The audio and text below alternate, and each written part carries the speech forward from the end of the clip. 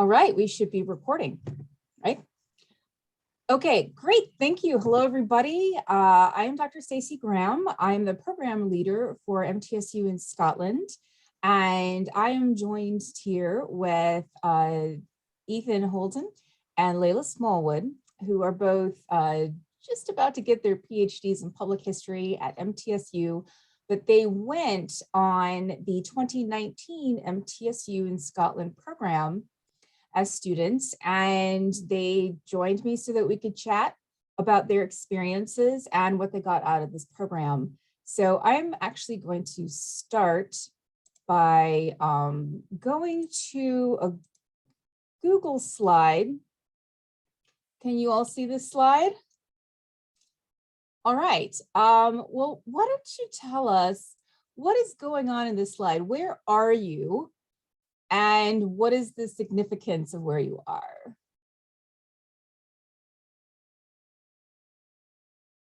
You'll have to unmute yourselves. This was at it was an overlook of the city. And yeah. Calton Hill. Mm-hmm. Yeah, we were all there for a big group picture, and the steps, we couldn't climb up on those steps. It was a little too tall for all of us, which is why we're in the foreground of that. It was, yeah, right. You can't really climb onto that thing back there, and you're certainly not allowed to. It looks easy, but it's not. Well, yeah, what my eyes are closed in this picture. First of all. Sorry, some of these pictures are not okay. flattering. I'm not bothered by it. It's fine. And I remember this has some connection to being like Athens of the North, doesn't it? Yeah. This monument here, it's like partially finished. We hiked up to this a few times, and we were able to actually do it one time at like 11 p.m. because the sun hasn't set yet. I don't remember how late this was. I feel like this is midday.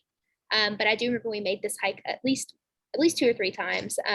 But yeah, this monument is much bigger than it looks in the picture. I could not even begin to think of climbing on the little ledge. So it's very massive and kind of takes you by surprise in the moment. Right. The Edinburgh is known as the Athens of the North, which I always think is amusing since we live near the Athens of the South, and we have a full-size replica of the Parthenon in Nashville. This is their attempt to create a replica of the Parthenon, but they ran out of funds, and so they left it at this, and now it's the Scottish National Monument, and it's 2 soldiers who died during the Napoleonic Wars, I believe. But so it's the top of a hill, and you have a really fantastic view of the city from here. And what are you holding, Ethan? Yes, I'm holding Lightning, our mascot. He's made it to Rome and back, and to Scotland and back with me. So I think he's been everywhere with you too. So that's right. And he'll be going back to Scotland next summer. Okay, let's look at another picture. Oh, here we go. We recognize this guy. Talk about pretty views. Tell us where you are now. Yes, that is the top of Arthur's Seat, which is sort of the pinnacle of Holyrood Park. And it's just this beautiful rolling just greenscape in the middle of Edinburgh. I went up and down quite a few times. I don't really remember how many, but that was something that shocked me, was sort of the natural beauty inside this city. It's not something you see a lot in American cities, at least, or the ones I've been into, but it's just huge. I mean, the whole scale of it, the picture doesn't really give it justice on how just big it is. Yeah, that was a lot of fun. And Layla, you might actually be the one taking this picture, because I know that you hiked up there too a couple times at least, right? Yes, I took this picture. Ethan was, I think, about to eat a granola bar in this picture. And I snapped it while you were sitting there. So yes, Arthur's Seat is really fun to walk up. It's not easy by any means. I think about 10 minutes into the hike, maybe less than that, I was already huffing and puffing to get up. So it's a good workout, but the view is fantastic. When you're going to, especially like in Scotland, make sure you bring shoes that have a good tread, because I did not. I bought shoes that were like a light pink and off-white and did not have a good tread. They were cute, but not functional. And by the time we got up to Arthur's Seat, they were brown. I had fallen down like 4 times, tumbled down the hill in certain spots, screamed, probably tried to get Ethan to catch me too many times as I was trying to tumble. And if Fiona shows up in a minute, she fell and I laughed at her and then I fell. So it's a really fun spot to go to. It wasn't really crowded, which I was surprised by, with it being such a beautiful spot. But the hike on the way up is just gorgeous. As you're looking down, you get to see different, I think St. Anthony's is on the way up here, the chapel or the ruins. Yeah, it's either St. Anthony's or St. Andrews, and I can't believe I don't remember that right this second. I think it's Anthony's, but I could be wrong. So you go up, something St. A, right? You go up and you see the ruins, and then as you continue to go up, you get these views, and it's an amazing hike. Strenuous, but the view is worth it.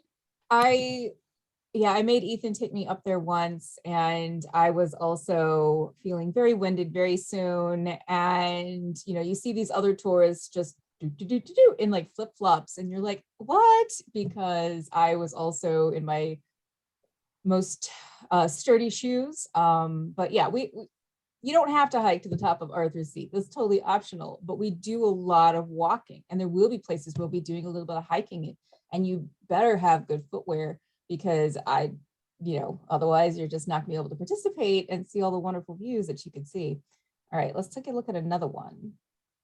I love this picture. So Layla, what's going on here? Where are you and what are you looking at? Well, I think we're at the National Museum of Scotland in this picture. Correct me if I'm wrong, because my memory is kind of going away at this point in the day. But I think it's the National Museum of Scotland. I think we're looking at, is it the lion of, I don't remember the rest of it. It's the Cramond Lioness. That's it, the Cramond Lioness. And if you look closely, you can kind of see the lion in the carving, right? In that little front area there. Yeah, or the lioness, excuse me. So Fiona and I are talking about this specific artifact and kind of analyzing what it looks like and discussing, I think it kind of looks like the Sphinx a little bit, looking at it from different cultures and perspectives, like that kind of texture and carving. So I liked the Museum of Scotland, or the National Museum of Scotland, because we could see how different cultures are similar in some ways and then not so similar in other ways. And they actually have a really good website. I'm going to show you because excuse me for a sec. I'm going to escape out of that because I want to show you that you can look at this in 3D. This is a Roman statue that was found at Cramond, which is just up on the water, the coast just north of Edinburgh. And so you can see the lion biting down on the head of this man here. And then that's where it was found. And then at the bottom, they have this kind of 3D thing where you can kind of drag around and take a look. And there you can see it much better here, the lion biting the guy's head. So I thought that was pretty cool.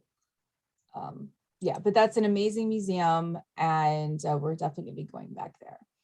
So where are we here, Ethan? Oh, yeah. Well, I was going to visit my friend and they never showed up, but that's Loch Ness. And then friend. I thought that Nessie would come since I'm such a good fisherman. But no. But still, this castle, and I'm going to try to pronounce it correctly, Urquhart. Yep, sure. Sure. We'll go with that. Yep, that's how we Americans say it. I'll just put it that way. Okay. It's kind of like Coburn Street, right? Yeah, which I got wrong.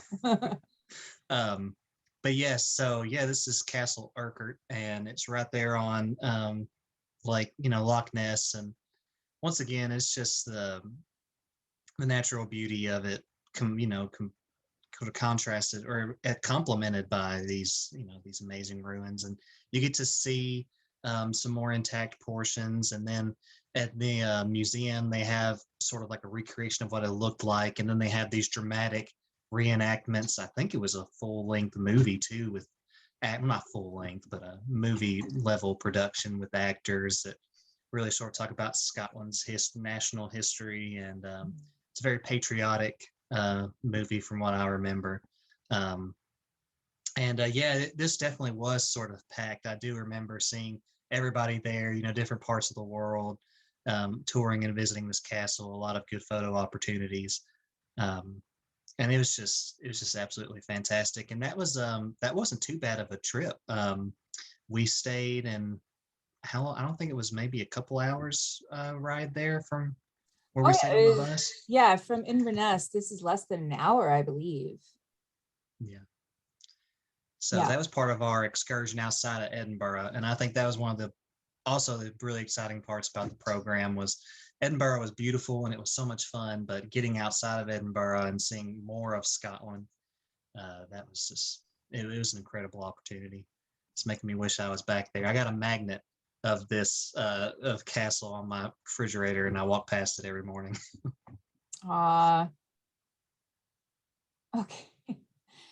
Layla, here you are with Hannah in a graveyard. So what are you doing? We are working on planting flowers in this graveyard. What's the name of this graveyard? Is it Old Calton? It is. New Calton? It's Okay. the orphan section of Old Calton Burial. Okay, so this is fun. We got to dig in the dirt, bury some flowers. Very different than what you get to do in the United States. You don't necessarily get to like dig and put flowers in the ground and around burial. You can, but it's not normally something that's like smiled upon, right? In cemeteries in the United States. So a very different view than what we had. It was nice to, get our hands dirty and do a few things to not only help the community, but also see the difference. What really shocked me is the cemeteries in Scotland are so much older than our cemeteries here. And a lot of times you'll see, which I didn't really realize until we got there, these mass graves, maybe not mass, but like family graves or a family monument, where it's a monument to everyone in the family, but they don't have separate tombstones for the people like we see in the United States. So doing cemetery work like this, I guess, what we call it, kirkyard work like this, was really interesting for me to see, again, to compare what I've always known to what they do in another country. And, it wasn't a bad day either. The weather was perfect. You can see we're in short sleeve shirts. There was no rain, so no complaints on that end. And we didn't just go in and start digging in a cemetery. No. Well, you asked what we were doing, but this was after. This was after, like, it was at Dr. Buckingham. Buckham, right. Okay. After Dr. Buckham. World Heritage. She's the Graveyards Heritage Project Manager. So she's the one who led us in this. Yeah, so don't just go to graveyards or kirkyards when you're in Edinburgh and just start digging. It's frowned upon. You need to have some planned digging, not sporadic digging. Right. So yeah, it was fun because we got to do some hands-on work and felt like we were contributing and what like preservation efforts were ongoing there that we could be a part of. Oh, well, here we are in Cramond right now. So just right, like if the person taking this picture, which was me, would turn around 180 degrees, I'd be looking at the site where the lioness was pulled out of the water. Mm-hmm. So that's where we are right now. Tell us about this day. Yes, that would have been a day that if you wore any shoes but walking shoes, you wouldn't have made it. So we were working with the archaeologist, and his name is John Lawson. He's the third from right. Yes. And so we went on this long riverside stroll, and he pointed out various sites of interest, and then talked a lot about his activities and efforts and his craft. And then we came down to this spot at the very end. Well, along the way, we actually stopped at a little, I don't know if it was a bistro, a little like Yeah, the yeah. cafe.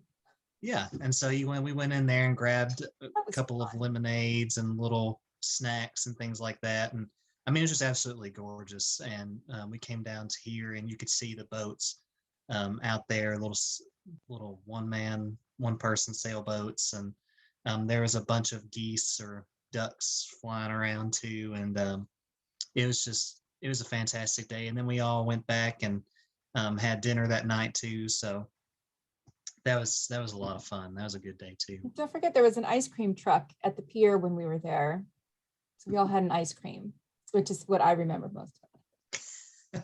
Yeah, I was gonna say that's what I remember most, the ice cream truck and getting that ice cream and kind of keeping it safe from the seagulls. Who were trying, they're not as bad here, like in this picture on Cramond, they're not as bad as they are in like Inverness. But they are still watching your every Yes. move.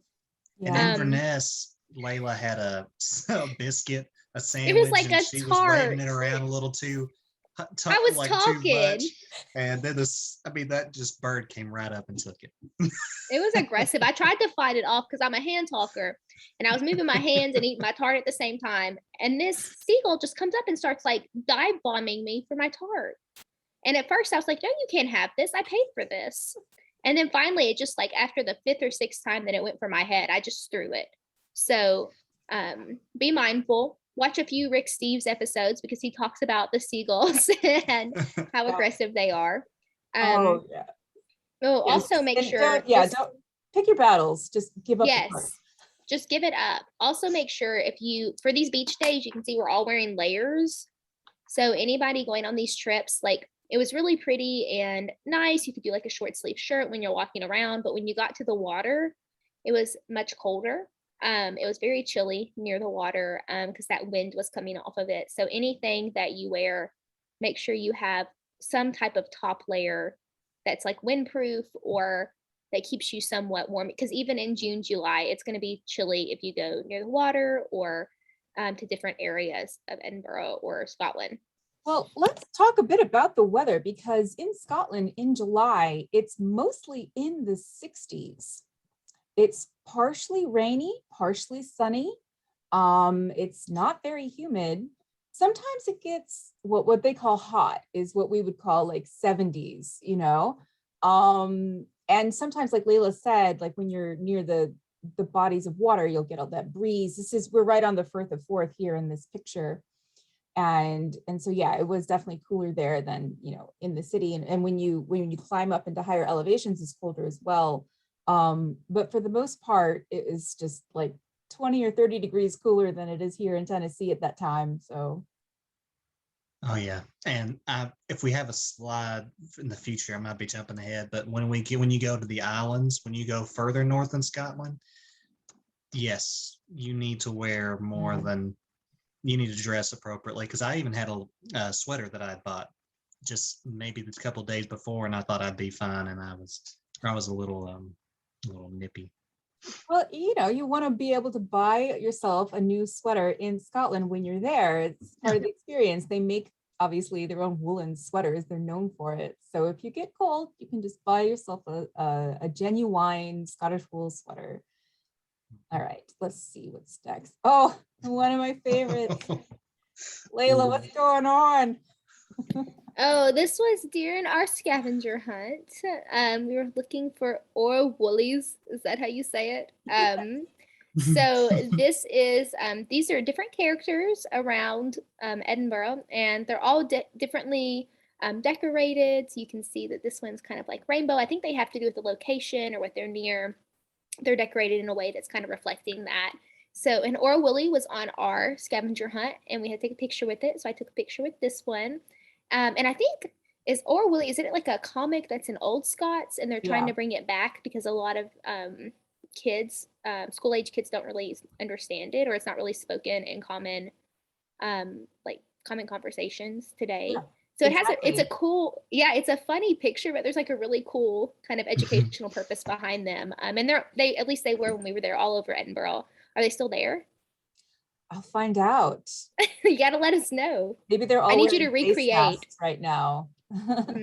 You're gonna have to recreate this picture, Dr. Graham. It's your Oh, okay. assignment for this No summer. problem.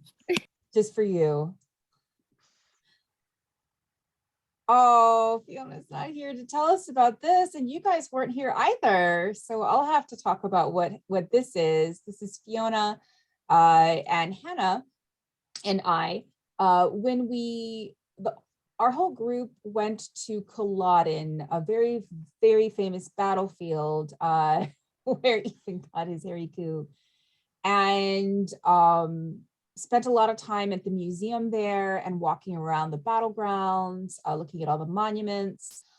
But just about a 20-minute walk down a little country lane is this amazing prehistoric, stone rings burial site called Clava Cairns. And there's no regular bus that goes there. So Hannah and Fiona and I walked there from Culloden, and nobody else wanted to join us, but they were archaeology students, so they were a bit more interested in the prehistoric sites. And so we walked down, and it was a lovely little park with about 4 or 5 different stone formations. Like all the different stone formations around Inverness, people say, "Ooh, I think this was part of the inspiration for Outlander." But anyway, it's obviously rich in history and cultural significance. And then we just walked back and caught the bus at Culloden with everybody else, or maybe we caught the later bus. That might have been it. But it was definitely worth it. And I'm gonna drag the group. I'm going to try to drag the whole group down on this little walk now that I know that it's definitely worth the 20-minute walk. But yeah, lots of walking. Okay, I think this is the last picture, but I have some websites that I can show you guys too. Do you remember this? Speaking of ice cream. Oh yeah, delicious gelato and amazing donuts. Oh, I remember that. Smoov. It was Smoov with a Went V. Smoov. 2 times in one day. Yeah. You remember that, Ethan? Yeah, and I had no regrets. My only regret is I didn't go 3 times in one day. I think we showed up like within 3-hour spurts. They're probably like, these Americans are back. They want more ice cream. Guys, I didn't know that. I thought I was taking somewhere special. But 'Cause they had ice cream donuts. I remember like donut stuff with ice cream. I remember that. That was great. This was our reward after the scavenger hunt. So the scavenger hunt was on the last day. So I think we were getting ready to leave the next day. And so this was kind of one of our last kind of get-togethers. Okay. So I did want to show you guys though, just for you, but also for anyone watching, that, it is unfortunate that we're not going to be able to go to the Orkney Islands. Of course, in 2016, I took my group to the island of Iona, where they have a world famous monastery. So it's kind of not inappropriate that I choose a different island excursion for my next group. And so we're going to go to the Isle of Skye, and I'm going to show you some of the pictures from this bus tour. Now, I have been to the Isle of Skye before, back in 1997, when I was a junior in college. I just spent a few days there with my family.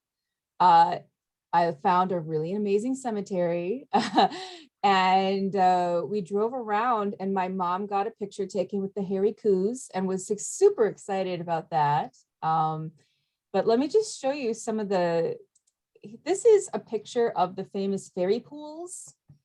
And so this is one of these stops on our bus tour that we get like an hour and a half to hike around to all these different little bodies of water, these little waterfalls that they call the fairy pools.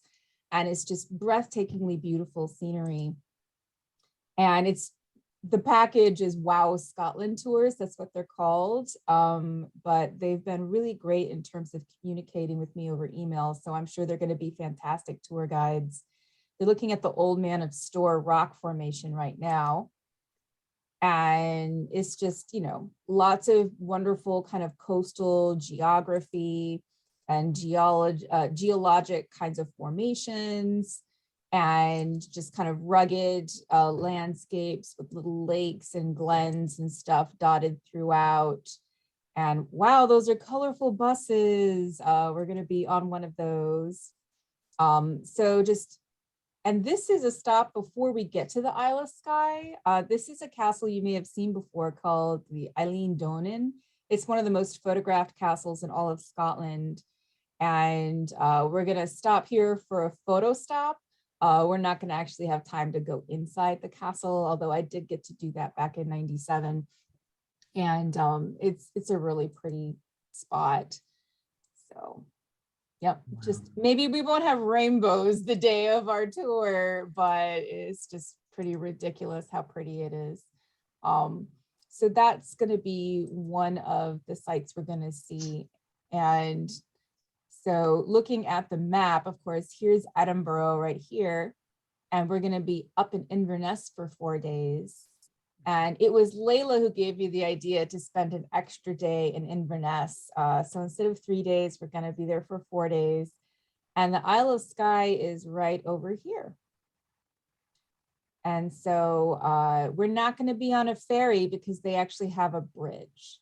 So that's one thing this trip is going to miss, is a ferry ride, because I know you all enjoyed that. But we are going to do a day trip to Glasgow. I know that you got to take a day trip to Glasgow, Layla. You want to say something about that? Yeah, sure. It was a fun, easy trip. I took the train from Edinburgh to Glasgow, and it's like an hour, maybe an hour and 10 minutes. Wasn't bad at all. And the train ticket was pretty cheap compared to like thinking of travel and plane tickets and gas here in the United States. So I took one of those really quick trains, got there, spent the day exploring. I did a lot of stuff. I think I went to the Kelvin Grove Museum. I went to the Hunterian. So a lot of different museums there that I got to explore. I explored the parks. They had some live music. I ate really good food while I was there. I went to a couple of bookstores and rode the subway. It was really interesting. They have a subway and they have an inner loop and an outer loop, and they just go in circles. So I was able to experience that and buying my ticket and everything else. And I did this all in a day. So it's pretty easy to navigate. I would suggest, well, y'all are going as a group now, so never mind. I didn't plan my day as efficiently as I should have, because I just kind of went without expectations. When I got there, I was like, well, what's there to do? So I'm sure Dr. Graham has a fun itinerary plan for that. I had to do some quick planning on the train as I was going in, but I loved having the, I guess, freedom to do that. I did a study abroad trip years ago, and I didn't really have that freedom to go and do different experiences and kind of visit places and not be so with the huge group. So I love that this trip kind of gives you that freedom to experience with friends or go out on individual day trips if you have the time. That's something that I didn't think that study abroad really did. But I was excited to see that there were some options there for that. Yeah, and it is really easy to take a lot of fantastic day trips from Edinburgh, because, you know, Scotland is not a huge country. So you can take a day trip up to St. Andrews, that has the famous golf course and the famous university, to Stirling, which has an amazing castle and the William Wallace Monument. We are going to take a day trip to Glasgow, and we're going to go to the Hunterian and hopefully also the cathedral and necropolis. Maybe walk down Buchanan Street, see the Willow Tea Rooms. You can cram a lot into just one day in the second most famous city, or maybe it's the most famous city right now. Glasgow's been in the news a lot lately, in the country. So and Glasgow has a very different feel from Edinburgh and a very different vibe to it. So it is really cool to be able to experience both of those major cities. I think on one of my free days, I'm going to take a day trip down to this place called Lanark, because there's a historic wool mill down there and a utopian community during the first industrial revolution. That's a World Heritage Site designated by UNESCO. And so I've never been there. I think I'm going to do that. But yeah, students will have a few free days scattered throughout our time to, you know, if they want to just hang out in Edinburgh and just chill, or if they want to, take advantage of the very easy to navigate public transportation. I know that a lot of people went to like the Edinburgh Zoo, or there's a lot of historic sites and castles just, not that far outside of Edinburgh. So there's a lot to do in your free time. And I'm just going to zoom in a little bit. You can see this gigantic green splotch, the Holyrood Park, and this is where Arthur's Seat is that we were talking about earlier. And there are just so many different green spaces inside the city that Ethan was talking about.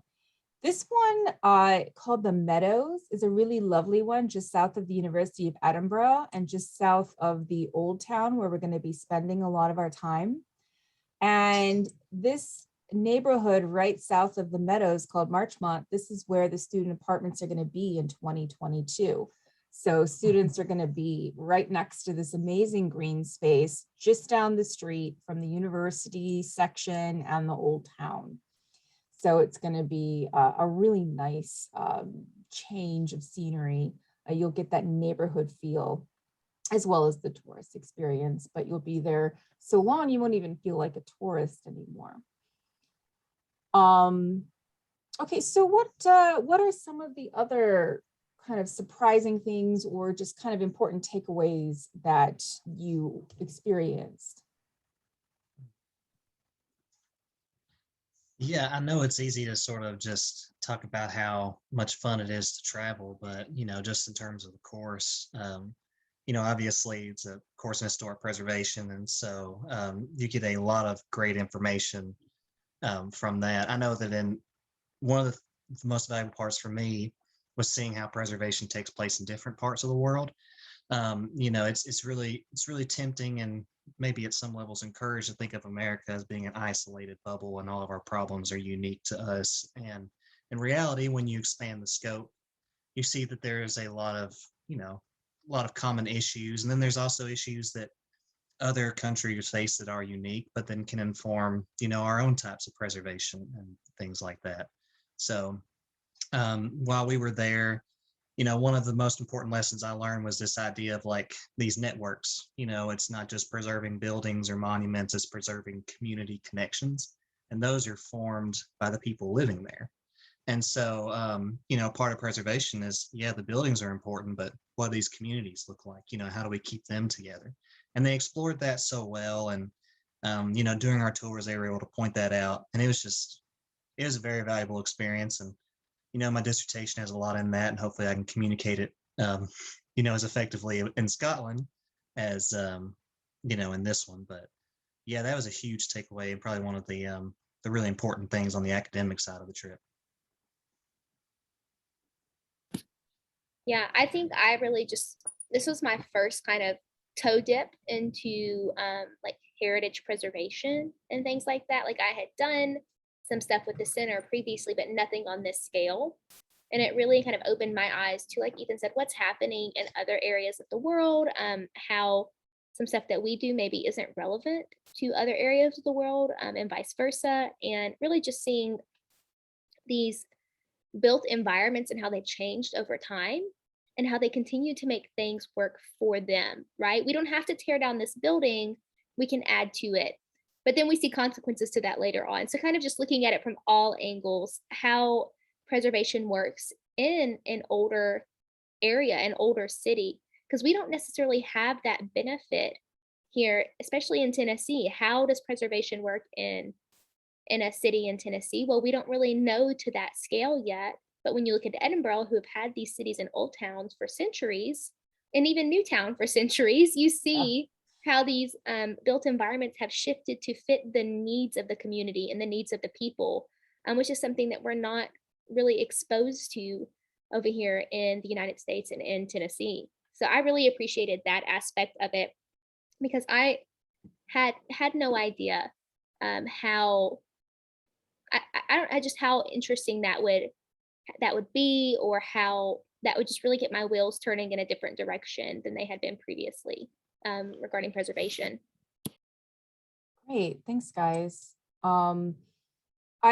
There is a Facebook a Facebook page where you can go and you can see a lot of these pictures that, because during the program when we're there, we post pictures about what we did that day. That way family at home and colleagues and friends can follow along and see what we're doing. And so here are just some of the pictures that we had posted. Of course, a lot of us got Loch Ness monsters, stuffies, more than one hairy coo. But there was a lot. Oh my gosh, Harry's famous, you're Harry Coo. But there was a lot more than that going on. Any of these pictures kind of, oh, there's the ice cream. There it is. Stand out to you guys? Because this is basically the rough professor cut. Oh, here's the picture by night. Where when you're standing on Calton Hill, you can see this beautiful view of Edinburgh at night. And of course, it doesn't get dark there till like 10 o'clock at night in the summertime. Of course, right now it's getting dark around like 4 o'clock in the afternoon. So that's what you get when you live so high up close to the Arctic Circle. And a lot of these are pictures where people went on day trips and they shared their pictures. Here's a couple of your pictures from Glasgow, Layla. The zoo pictures, I love that. Dune Castle, Tara and Carla went to that. If you're a Harry Potter fan, there's a Harry Potter store because Edinburgh was the place where J.K. Rowling started writing Harry Potter. So Tara and I had to go to the store one afternoon and just have fun trying out some wands and things like that. So lots of cool things. And of course, here's the ferry ride in Culloden.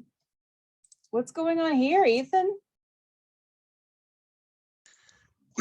Did I have to lay down on the floor and get rolled up in that, Layla? I feel like there was a kind of like a humiliating process that came with that, but it was a lot of fun. I got to roll you up in it. Yeah. We had some help from another woman just kind of threw you on the floor and started helping. I was like trying to be delicate about it. Like, Ethan, can you roll over, please? I gotta get this around your back. And this woman, I think it was a woman, she just came over and started taking care of it. But yeah, it took some serious concentration to get that figured out. It's not as easy as it looks trying to wrap that around. I'm not sure how people did it so quickly. It was not something that was in my wheelhouse. And that was at a museum in Inverness. I remember because we had our packs on us with our clothes and stuff for the 3 or 4 days, and that one was a blend of sort of the history and then also a lot of the natural history of the area too. But yeah, that was a lot of fun. I don't know if I can pull the look off, but it was fun, trying it on. Yeah, I loved when you all just went to places kind of on your own or in clumps, and then I got to see the pictures that you brought back, and I just thought it was great seeing your adventurous natures come out and what you had to share with me, as well as what I just would share with the whole class. Yeah, just some beautiful shots. Here's some of the new town, very much different in architecture from the old town, very Tony. And yeah, just so here's the steps you didn't like. There. This is Jacob's Ladder, which was a really high profile preservation project that the Edinburgh Council did to restore this historic stairway, which looks amazing from the pictures, but yeah, we were all kind of more winded than what we look like once we got to the top. Now I'm going to stop sharing my screen here for a second so I could just talk to you guys for the last few minutes that we have together on what kinds of kind of practical information did you find like most useful, or what did you think? I always find transportation issues in Europe to be so easy compared to the United States because there's so many buses, and there's no underground in Edinburgh, not that I know of, but the buses there are really easy And we are going to get bus passes as soon as we get there so that you guys can go all the way around the city without having to think about fares for 3 weeks. And then, you know, you can take trains going a little bit further afield, but most of the time we just were on foot. But everything's very dense and you could accomplish a lot that way. You just have to maybe plan a little bit ahead and wear good footwear. Yeah, I think one of the practical things is sort of plan your meals, you know, and your groceries and things like that. The first trip I took abroad was with Dr. Graham, and we went to Rome, and I mismanaged my money and mismanaged my time.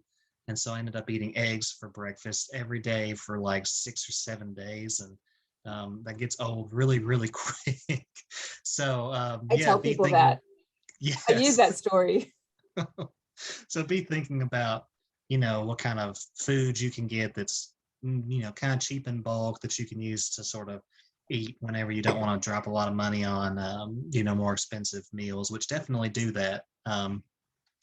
And then also figure out the difference between fan and, you know, degrees, because when they tell you to set your oven to whatever fan, like on the British baking show, it's not the same as our degrees. So there's a little conversion required, and that threw me off a lot more than I thought.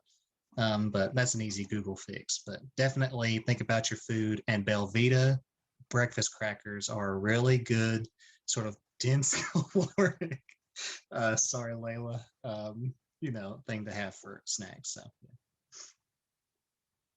yeah. So Ethan's loyalty can be bought in Belvitas. So yeah, I forgot about that. And also I'm a little offended because I eat eggs every day for breakfast and I don't see anything wrong with it. But that's okay. So for me, I guess I would say I would look at the weather before you go over and kind of plan accordingly. Look at the trends, see what other people have packed. If you pack something, like pack your stuff, lay it all out, and then remove like half of it because you don't need all of that. Honestly, you're gonna have access to washing your stuff. You really only need like a week's worth of things to take with you. So pack light, because when you're on those day trips or when you go to Inverness, you don't want to have to worry about packing up everything and carrying everything around or leaving stuff somewhere. So I would pack as light as you can and also bring some waterproof shoes with a good tread. I brought rain boots and I was so glad that I did, like some small ones. I wore them on the plane. My feet were asleep by the time I got to Edinburgh, but at least I had waterproof shoes. I would also say just bring something for like wind and rain, but don't bring an umbrella. Really, you're gonna look goofy. You're gonna look like a tourist if you have an umbrella. Just get like a good windbreaker with a hood that's water resistant or waterproof. So also just looking at your like spending, make sure you have a credit card that doesn't have any like foreign transaction fees. That's important as you're looking at it, and tell your bank when you're leaving and when you're arriving. Because if you don't, Yes. they might flag it for suspicious activity. Another thing is make sure that you get some money from your bank just a little bit before you leave. Make sure you have a little bit of money so you're not scrambling once you get to the airport to try to get money. You can always get more later, but just get enough for like a cab fare or a bus fare or something, or a coffee if you're on a layover, something. Also make sure that while you're there, you're having fun and not really worried about anything at home. Things at home will wait. Okay, now talking about fun, now obviously it is a course, so there is some work involved, but can you talk about the course? I mean, you guys are graduate students. Yeah. You had a little bit extra work than the undergraduates did. You had extra readings, but can you tell me about what the coursework was like and how much free time you ended up having? Yeah, it wasn't, the readings, a lot of them I did before we got over there, and then just took my notes with me. So I didn't have to go and take 10 hours to read my work for the week. So yeah, the readings, especially if you're doing things before you get over in Scotland, you're reading, you're taking extensive notes, you're able to have a lot of free time. We even had, Ethan, a few extra class meetings, and we were able to do just as much as everybody else. Nothing that really seemed like we were putting in too much work or not being able to have fun. Yeah, so I would just say the coursework is fine, especially if you plan ahead, you're organized, and you have some kind of note taking strategy that works for you, so you can recall easily. The readings were not bad either. They were not heavy, they were not dense, and I feel like they've helped me a lot with my dissertation research going forward. Yeah, definitely. The readings are, in some classes, there's a lot of busy work, a lot of busy reading, but, the readings I felt like chosen for our past trip, they were very targeted and they were very specific and relevant to whichever sites we were visiting. We read a lot of articles about Calton, and, if you, do the reading, it doesn't take that long. Make sure you take the notes. Then the great part is when you show up to the site, you have a lot more context to view the site with. And I do know that not many people are as nerdy as I am and enjoy that stuff, but I promise that it's not that bad at all. It's enjoyable, I think, to a general audience, maybe not an Ethan audience, but a general one. I mean, I'm not as nerdy as you, Ethan, but I thought it was fun. Okay. Yeah, because I mean, I want to spend my time doing fun things too, and not just grading papers or, going over readings as well. And so I'm on this trip along with everybody. So I recognize the need for, you learn as much just by going on a trip to the grocery store, in one sense, that you do staying home and reading an assigned article. And I want you to have those experiences of learning, your intercultural competencies just by going out and kind of acting like a citizen of Edinburgh. So. I Well, also think the final project was really fun. I know that sounds yeah, tell us nerdy, but about just that. putting it together. I actually have never really written a reflective essay before I started taking classes with you, Dr. Graham, and I love it because it kind of helps me put all my thoughts together. And it doesn't have to be super formal. It can kind of talk about the big picture, what I learned, what I thought I was going to learn, and what I actually learned, what I saw. It's really helpful to like journal these things. And I know you gave us little sheets to use on this trip, and that was really helpful because then when I went back to do my reflective essay, I had all my notes there that I could pull from, and kind of, even if you're doing it when you're not on site in Edinburgh anymore, you can pull from those notes and from your pictures and all of your experiences and have a really good reflective essay. In our final projects, I think I did one on preservation, like due to climate change in Orkney. Yeah. And I learned so much that I had really not, and it's been very helpful going forward as we're looking at like the climate summits and everything else. All of that research has been relevant going forward. So it wasn't overwhelmingly stressful, but I learned so much, which I'm thankful for. Anything that's fun that I can, learn and be engaged with the content at the same time without feeling like my head's going to explode, I'm really thankful for.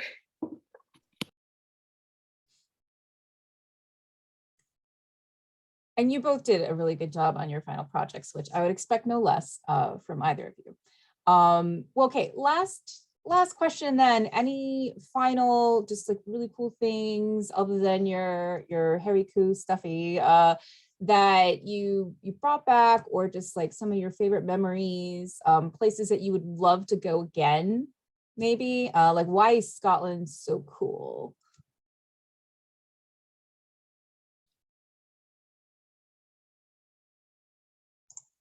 That's a tough one. I think that my favorite memories have to be from the trip up Arthur's Seat, just spending so much time in Holyrood Park. It was right down the road from where we stayed, and so it was maybe a 5-minute walk. And when you walk down through there, there's kind of a flatter, more family-friendly part where you don't have to climb over everything, and you see people playing with their dogs, having picnics and things like that. And so it was one of those lessons, like Dr. Graham said, you're immersed in it that you only get after you've been there for a while. And so, every time I walked past it, it just kept reinforcing, this place is vital. There's this community is here, the people are, living in this area, and it's not just a sort of stale, lifeless place, which is always a danger in some, aspect of preservation. You don't want to freeze it in time. You want it to live and grow. And so that memory, and then walking up and down the Royal Mile and, experiencing what that was like. I'm going to try to go back with my family in a couple of years, and I just can't wait to show them all of that, because really we could talk about it, but there's no way we can accurately describe it to you unless you experience it. Yeah, I totally agree. I think I would love to do, they have those crash course US history videos. I'd love to do a crash course Scotland visit, where I visit everything that we did, once again, and show it to my family and just let them kind of, like you said, pictures don't do it justice. The stories don't do it justice. Being there is how you experience it. To be fully immersed and really understand like the gravity of how cool it is so important. So I think for me, definitely go to Edinburgh again. I would love to go back to Inverness. If you're in Inverness, go to, what was that little pub we went to called, Ethan? Because the one kind of towards the end of the street, they had the best Cullen skink soup I've ever had. It sounds disgusting, but it's good. Get it? Especially on a cold, rainy day. So yeah, a lot of great things that I would do in the Highlands again. I'd love to go back to the Orkney Islands and just explore and really just dig into the past there. I feel like that's the thing for me, like really looking at how these people lived before and how they're continuing to live today. Because like Ethan said, things change, things evolve, communities change and evolve. But I'd like to kind of understand really what's remained constant and what hasn't, and how it's really resulted in the Scotland that we see today. Yeah, Scotland is a place that, the people are really lively, they're really friendly, and there's a lot of cutting edge stuff going on in Scotland that people don't think about. I mean, ever since the Scottish Enlightenment and today with, studies in climate change and with like a lot of cultural movements as well. It's a really interesting place. They also know what it's like to be a bit of an outsider and a bit of a colonizee because of their relationship to England. So in a way that they have that connection to us, but their accents are much, much better. So in my opinion. That's a good point. Make sure as you're preparing for Scotland, you show them videos of people talking, have them listen to some videos or listen to podcasts of people who are Scottish, because for the first few days, it's not going to click. I'm going to be honest. For the first few days, you're going to be like, can you repeat that? Because they are speaking English, it's just very different and it's very cool once you figure out, I just understood what they said. I get it now. So there's that moment of clicking, but Dr. Graham showed us some videos before we left of people talking and sent us to some sites that were super helpful to kind of understand the difference in culture and language and community there. So definitely watch those a few times. Yeah, absolutely. Well, Layla, Ethan, thank you so much for joining me today and sharing with me some of your memories and talking about this program. I appreciate it just incredibly. So I'm gonna